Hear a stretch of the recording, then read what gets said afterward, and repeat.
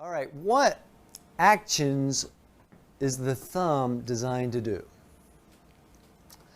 So there's flexion, right? There's extension.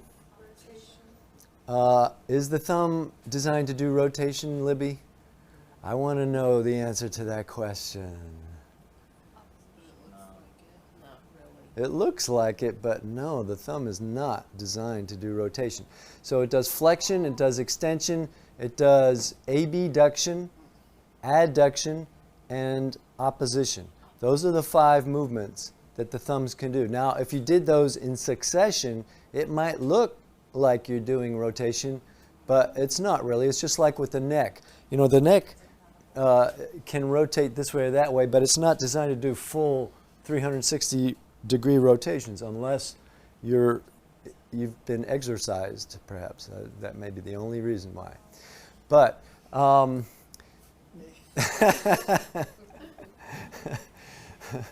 but a lot of people, how do most people use their thumbs doing body work?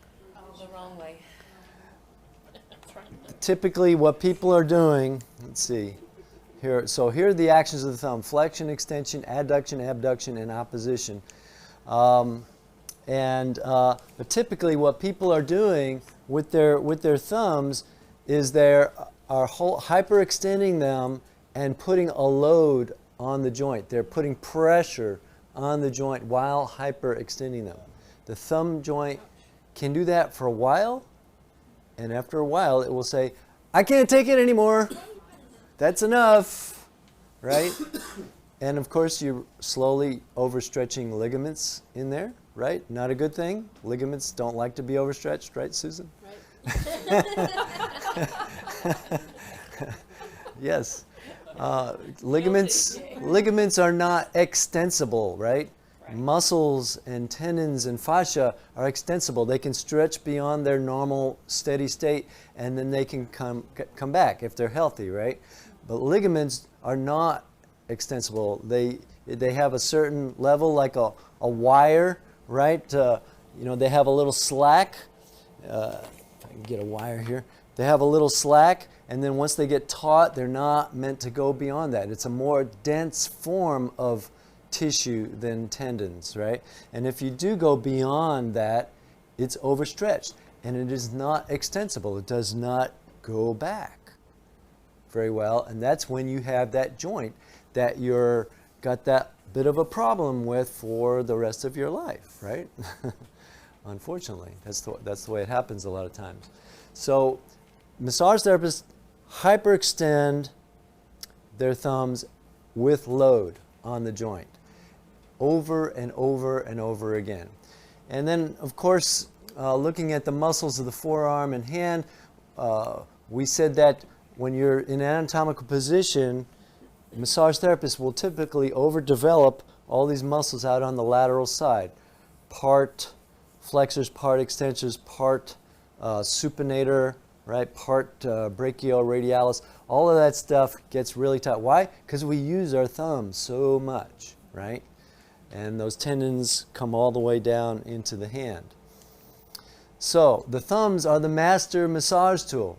And as we said, the thumb joint is not designed to be in hyperextension with load as much as we do. And of course, that's how massage therapists use their thumbs the most. So how do you protect your thumbs long term? Number 1, keep the thumb joints, keep the thumb bones aligned with the radial bone as much as possible. I told you I used to do 33 chair massages in a day. I could not have done that if I had not learned that. I picked up a video, it was called Russian Chair Massage, by a woman who stressed that very specifically. And I took that to heart as I did these 33 chair massages every day, and that protected my thumbs. And that one thing will prolong your career if you do a lot of thumb work. I can't even overemphasize that. Just that one thing.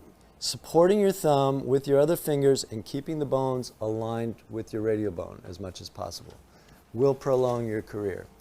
The other thing is to vary your strokes. If you start feeling a little bit of tenderness in the joint, do something different. Sometimes, with the super nurturers that we are, massage therapists, we're getting in there and we're doing a particular technique and we're starting to feel a little tenderness and we're like, oh, but John Ray said to hold it until the fascia starts to loosen up.